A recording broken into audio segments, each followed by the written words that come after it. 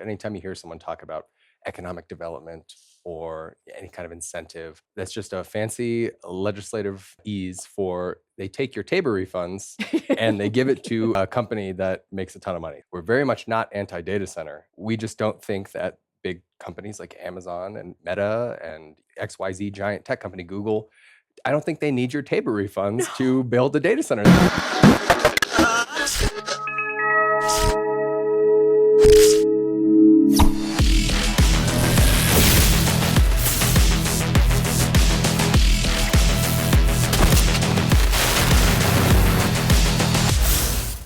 All right, ladies and gentlemen, welcome back to another episode of PowerGab, your go-to show for all things energy and environmental policy in the state of Colorado. I'm Jake Fogleman, joined as always by my co-host Amy Cooke. And for this week's episode, we want to do a little bit of another legislative update, but particularly aimed at one bill that was sort of parachuted onto our radar at the last second, I think onto most people's radar, because this is another one of those bills, we talked about it a few episodes back, that was granted what's called late bill status. So normally bills aren't supposed to be introduced this late in the session. There's only a couple weeks left, but all of a sudden we have a 47-page behemoth that got granted late bill status, and it has to do with data centers and some incentives for data centers. Yeah, this one, last year it was the Fenberg rider. Yeah.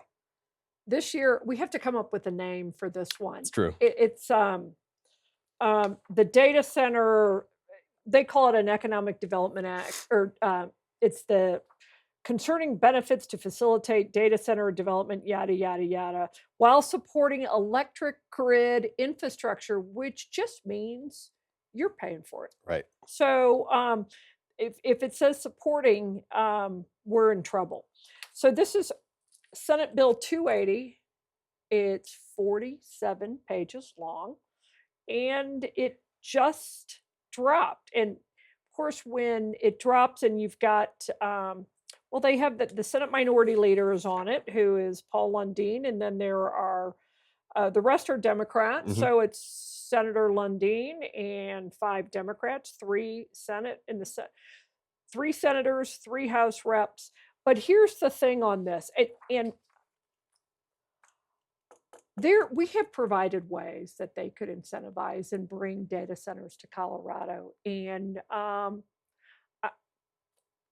clearly clearly actual market-based incentives are not what they're after. Yep. They are looking for ways to, quote, incentivize data centers that passes on the costs to all of us. This one, this has 2 tiers of development centers.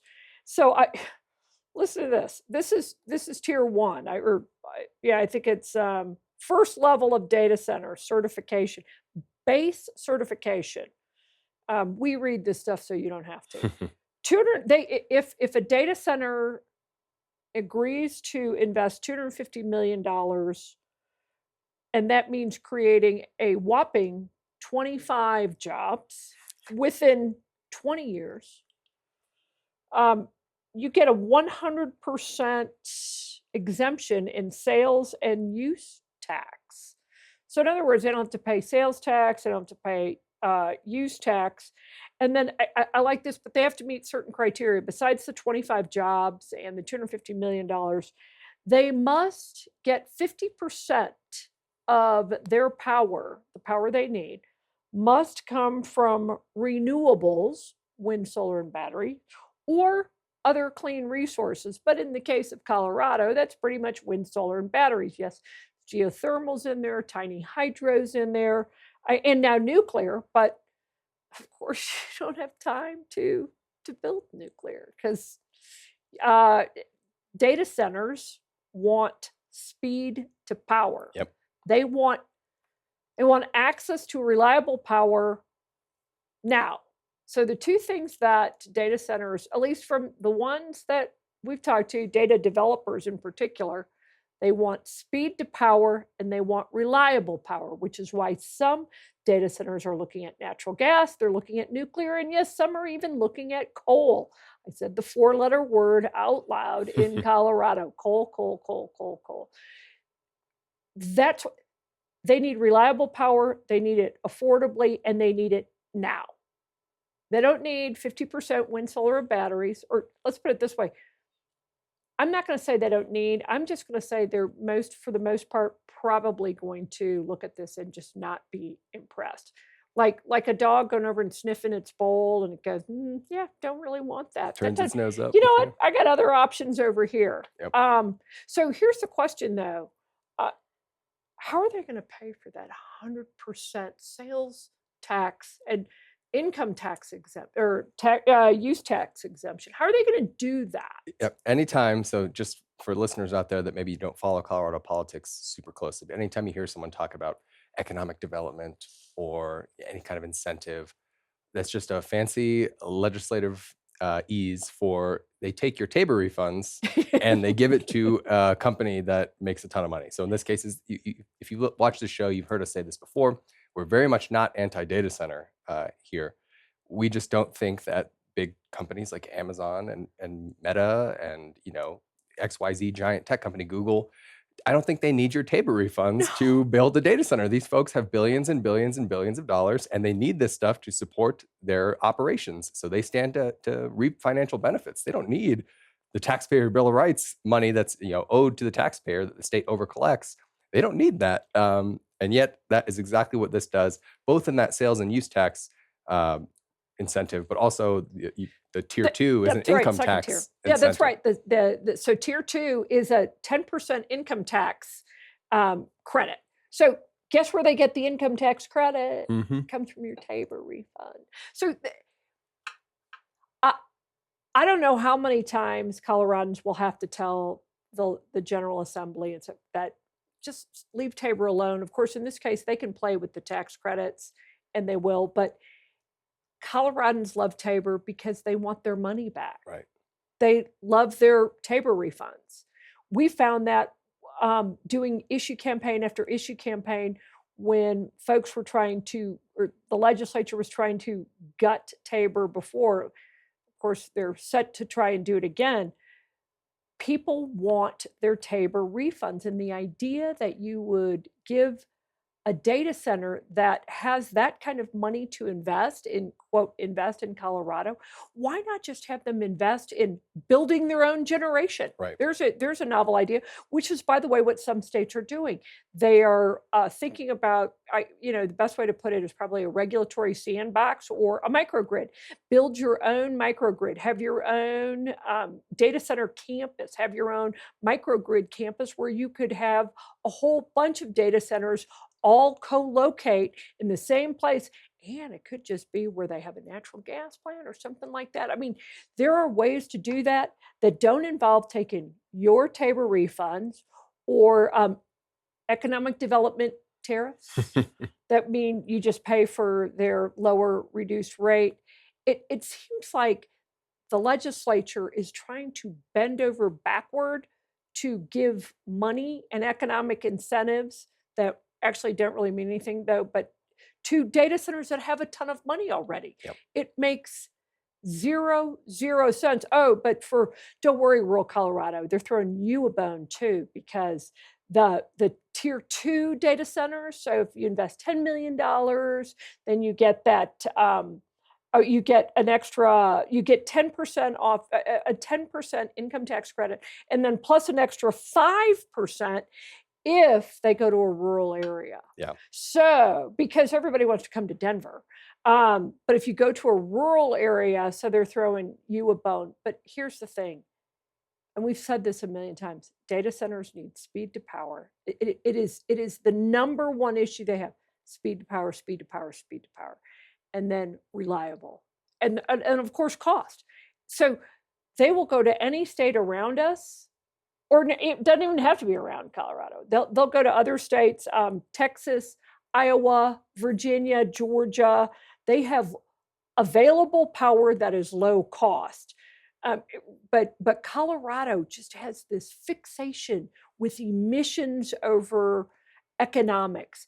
And you see it in everything, including this bill. Yeah, I'm glad you brought up the juiced tax credit for, excuse me, for rural Colorado, because I think it speaks to, I'm kind of sympathetic a little bit to maybe the legislative intent behind this bill. You mentioned Nick Heinrichsen is the senator who's the co-prime on this. He's a Pueblo Democrat, and my sense is he's looking for something that's going to help shore up that community because, as you mentioned, Colorado's emissions-focused policy is going to it's going to lead Pueblo off a cliff. Their largest source of employment, the Comanche Power Station, is going to be shuttered in 5 years.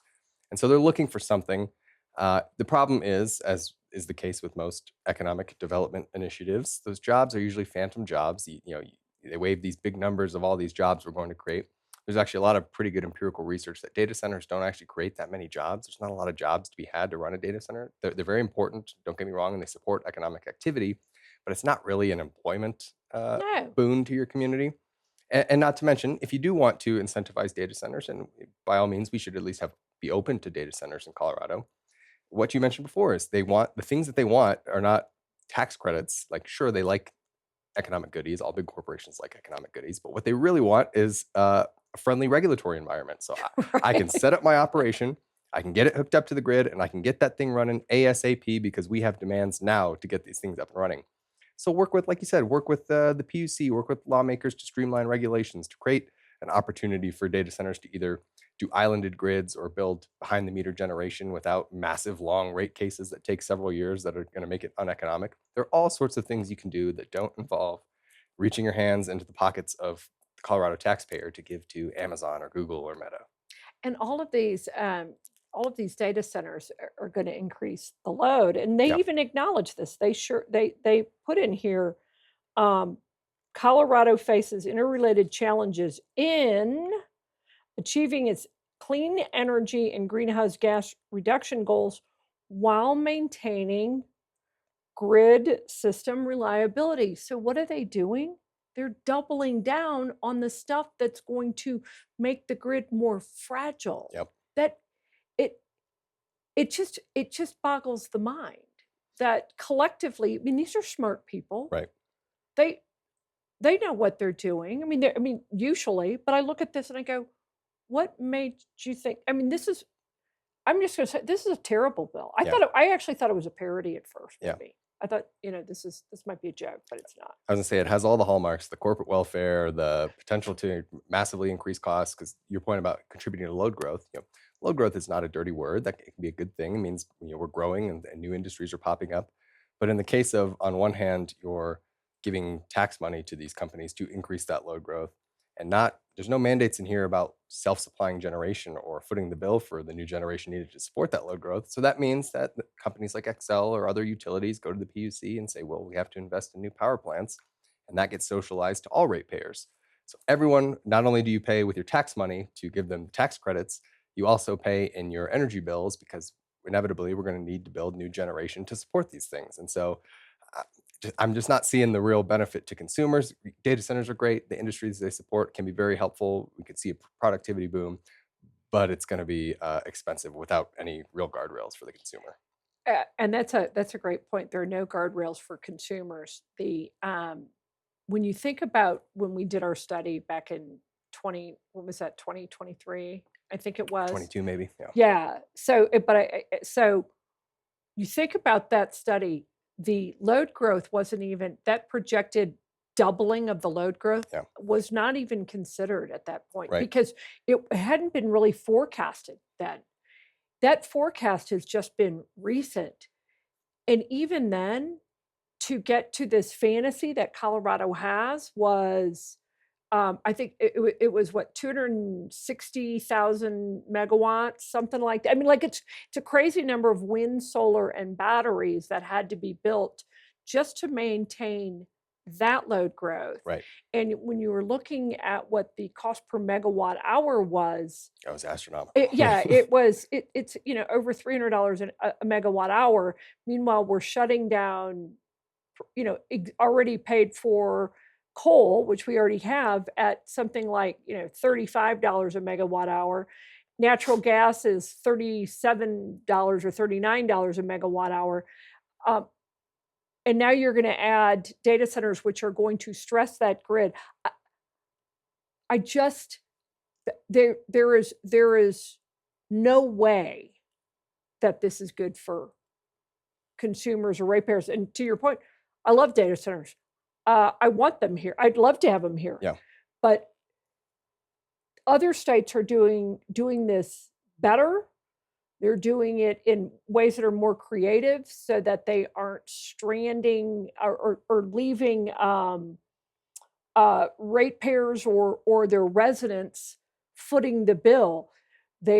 These data centers are investing in either their own generation or, to that point, some kind of regulatory sandbox, something's lowering barriers to entry, that they are doing it much better and in ways that are more creative, which just makes me wonder, like, are these guys not looking at what other states do? To your point about doing it better, that one thing I think is kind of a little bit hysterical and very indicative of Colorado's political climate, uh, in terms of other states doing it better, even the ones that are giving tax goodies to data centers, they're doing that better because this is actually so larded up with things like prevailing wage requirements and environmental impact studies. Basically, all of the things that are just hallmarks of the modern progressive movement. The reason we can't build anything anymore because they're larded up with all these requirements. The reason the Biden administration dumped $5 billion into EV charging and we got like we dozen. got 3. Yeah. It's that exact thing here. So even Colorado, trying to copy the corporate welfare of other states that are successfully getting data centers built,